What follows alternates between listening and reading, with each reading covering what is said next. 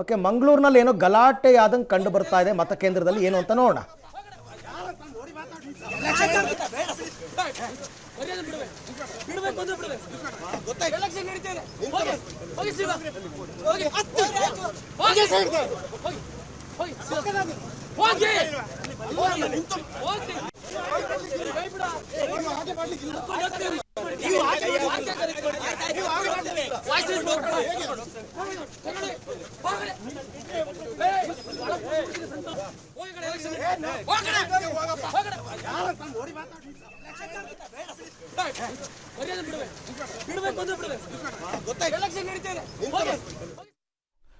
Okay, Mangaluru ಮತಗಟ್ಟೆಯಲ್ಲಿ BJP ಕಾರ್ಯಕರ್ತನ ಗೂಂಡಾಗಿರಿ ಅಂತೆ.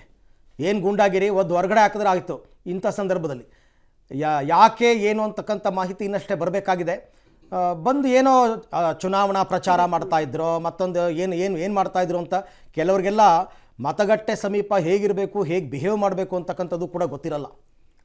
ಎಲ್ಲಿ ಪ್ರಚಾರ ಮಾಡಬೇಕು, ಎಲ್ಲಿ ಪ್ರಚಾರ ಮಾಡಬಾರ್ದು ಅಂತಕ್ಕಂಥದ್ದು ಅರಿವಿರಲ್ಲ. ಬಟ್ ಇಂಥದಕ್ಕೆಲ್ಲ ಆಸ್ಪದಗಳನ್ನೇ ಕೊಡಬಾರ್ದು ಯಾವ ಕಾರಣಕ್ಕೂ ಕೂಡ. ಅದೇನಿದೆ ಕಾನೂನಾತ್ಮಕವಾಗಿ ಕ್ರಮ ತಗೋಬೇಕು. ಎಲ್ಲ ಕಡೆಯೂ ಪೊಲೀಸ್ ಸಿಬ್ಬಂದಿ ನಿಯೋಜನೆ ಮಾಡಿರ್ತಾರೆ. ಆ ಕ್ರಮ ತಗೊಂಡು ಸರಿಯಾಗಿ ಪಾಠ ಕಲಿಸ್ಬೇಕಷ್ಟೆ. ನೋಡಿ ಹಿಂಗೆಲ್ಲ ಆಗ್ತಾಯಿದೆ, ನಾವು ವೋಟ್ ಮಾಡೋಕ್ಕೆ ಹೋಗ್ಬೇಕಂತ ಆಮೇಲೆ ಜನ ಅದಕ್ಕೂ ಒಂದು ಕಾರಣ ತಗೋತಾರೆ. ಈ ಬಗ್ಗೆ ಮತ್ತಷ್ಟು ಮಾಹಿತಿ ನನ್ನ ಕೊಲೀಗ್ ಸುಕ್ಪಾಲ್ ಅವರಿಂದ ಪಡೆಯೋಣ. ಸುಕ್ಪಾಲ್, ಏನಾಯಿತು ಗಲಾಟೆ ಅದು?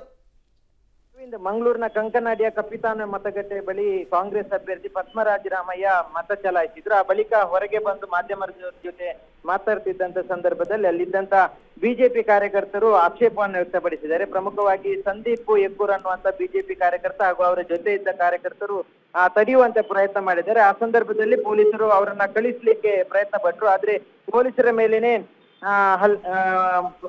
ನೂಕುನುಗ್ಗಲ್ ಮಾಡುವಂತ ಪ್ರಯತ್ನ ಮಾಡಿದ್ರು. ಆ ಸಂದರ್ಭದಲ್ಲಿ ಎರಡೂ ಕಡೆಯಿಂದ ಪೊಲೀಸರು ಅವರನ್ನ ತಳ್ಕೊಂಡು ದೂರ ಹೋಗಿದ್ದಾರೆ. ಅಂದ್ರೆ ಈ 100 ಮೀಟರ್ನ ಸುತ್ತಮುತ್ತ ಯಾವುದೇ ರೀತಿ ಗಲಾಟೆ ಮಾಡಬೇಡಿ ಅನ್ನುವಂಥದ್ದನ್ನ ಮೊದಲಿಗೆ ಪೊಲೀಸರು ಹೇಳಿದ್ದಾರೆ. ಅವರನ್ನ ಆ ಕಡೆ ತಳ್ಳುವಂತ ಕೆಲಸ ಮಾಡಿದ್ರು. ಆದ್ರೆ ಬಿಜೆಪಿ ಕಾರ್ಯಕರ್ತರು ಪೊಲೀಸರ ವಿರುದ್ಧವೇ ತಿರುಗಿ ಬಿದ್ದಿರುವಂತದ್ದು. ಹಾಗಾಗಿ ಆ ಸಂದರ್ಭದಲ್ಲಿ ಪೊಲೀಸರು ಅವರನ್ನ ಹೇಳ್ಕೊಂಡು ದೂರ ಹೋಗಿರುವಂತದ್ದು. ಅದರ ಜೊತೆಗೆ ಬಿಜೆಪಿ ಕಾರ್ಯಕರ್ತರು ಪೊಲೀಸರ ಮೇಲೆ ಮಾತಿನ ಚಕಮಕಿ ಮಾಡಿರುವಂತದ್ದು. ಜೊತೆಗೆ ಚಿತ್ರೀಕರಣ ಮಾಡಿದ ಮಾಧ್ಯಮದವರ ಮೇಲೂ ಬಿಜೆಪಿ ಕಾರ್ಯಕರ್ತರು ಹರಿಹರಿದಿರುವಂತದ್ದು. ಅರವಿಂದ್, ಅಲ್ಲ, ಟೋಟಲಿ ಗೂಂಡಾಯಿಸಮ್ ಇದು.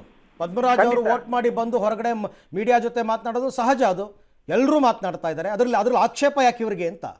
ಹೌದು, ಮತಗಟ್ಟೆಗಿಂತ ಸುಮಾರು ದೂರದಲ್ಲಿ 100 ಮೀಟರ್ ದೂರದಲ್ಲೇ ಮಾಧ್ಯಮದ ಜೊತೆ ಮಾತಾಡ್ತಿದ್ರು. ಆ ಸಂದರ್ಭದಲ್ಲಿ ಗುಂಪು ಸೇರ್ಬೇಡಿ ಅನ್ನುವಂಥದ್ದನ್ನ ಮೊದಲು ಬಂದು ಬಿಜೆಪಿ ಕಾರ್ಯಕರ್ತರು ಹೇಳಿದ್ದಾರೆ. ಅಲ್ಲೇ ಇದ್ದಂತ ಪೊಲೀಸರು ಅದನ್ನ ಪ್ರಶ್ನೆ ಮಾಡಿದ್ದಾರೆ, ನೀವು ಇಲ್ಲಿಂದ ತೆರಳಿ ಅನ್ನುವಂಥದ್ದು, ಯಾವುದೇ ಗಲಾಟೆ ಮಾಡಬೇಡಿ, ಮತ ಚಲಾಯಿಸಿ ಹೋಗಿ ಅನ್ನುವಂಥದ್ದು. ಆದ್ರೆ ಅವರು ಮತ ಚಲಾಯಿಸಲಿಕ್ಕೆ ಬಂದಿರುವಂತದ್ದಲ್ಲ. ಹಾಗಾಗಿ ಆ ಬಿಜೆಪಿ ಕಾರ್ಯಕರ್ತರು ಯಾರೆಲ್ಲ ಇದ್ರು ಅವರೆಲ್ಲರೂ ಗೂಂಡಾಗಿರಿ ಮಾಡುವಂತ ಪ್ರಯತ್ನ ಮಾಡಿದ್ರು. ಆ ಸಂದರ್ಭದಲ್ಲಿ ಪೊಲೀಸರು ಅವರನ್ನ ಚದುರಿಸುವ ಕೆಲಸ ಮಾಡಿದ್ದಾರೆ. ಆದ್ರೆ ಪೊಲೀಸರ ಮೇಲೇನೆ ಅವಾಚ್ಯ ಶಬ್ದಗಳಿಂದ ನಿಂದಿಸುವಂತ ಕೆಲಸ ಮಾಡಿದ್ರು. ಹಾಗಾಗಿ ಪೊಲೀಸರು ಅವರನ್ನ ಅಲ್ಲಿಂದ ಬಹಳಷ್ಟು ದೂರವರೆಗೂ ತಳ್ಕೊಂಡು ಹೋಗಿದ್ದಾರೆ.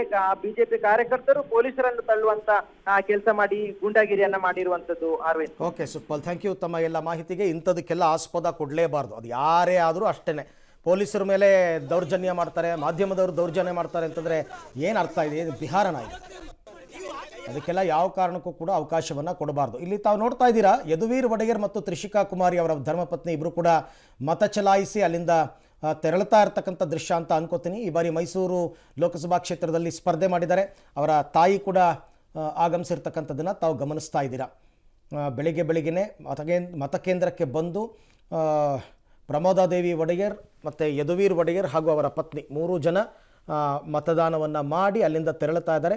ಇವತ್ತಿನ ದಿವಸ ಪ್ರಚಾರಕ್ಕೆಲ್ಲ ಅವಕಾಶ ಇರಲ್ಲ, ಯಾರೂ ಪ್ರಚಾರವನ್ನು ಮಾಡಲ್ಲ. ಬಟ್ ಅವರು ಕೂಡ ನಾಗರಿಕರೇ, ಭಾರತದ ಪ್ರಜೆಗಳೇ ಆಗಿರೋದ್ರಿಂದ ಬಂದು ಅವರು ಕೂಡ ವೋಟನ್ನು ಹಾಕ್ತಾ ಇರ್ತಕ್ಕಂಥದ್ದನ್ನು ತಾವು ಗಮನಿಸ್ತಾ ಇದ್ದೀರಾ. ಯಾಕೆ ಇದನ್ನೆಲ್ಲ ನಾವು ತೋರಿಸ್ತೀವಿ ಅಂತಂದರೆ, ಇದರಿಂದ ಸ್ಫೂರ್ತಿಯಾಗಲಿ ಕೆಲವರಿಗೆ.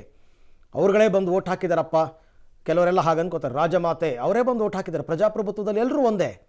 ಹಾಗಾಗಿ ಅವರೇ ಬಂದು ವೋಟ್ ಹಾಕಿದ್ದಾರೆ ಅಂತಂದಮೇಲೆ ನಂಗೆ ತುಂಬ ಚೆನ್ನಾಗಿ ನಂಬಿಕೆ. ಶ್ರೀಕಂಠದತ್ತ ನರಸಿಂಹರಾಜ ಒಡೆಯರ್ ಬದುಕಿದ್ದಾಗಲೂ ಕೂಡ ಅವರು ಅಷ್ಟೇ ಬೆಳಗ್ಗೆನೇ ಬಂದು ಮತ ಚಲಾಯಿಸ್ತಾ ಇದ್ರು. ಅದು ಬೇರೆಯವರಿಗೆ ಪ್ರೇರಣೆ ಆಗಲಿ ಅಂತಕ್ಕಂಥದ್ದು ನಮ್ಮ ಆಶಯ.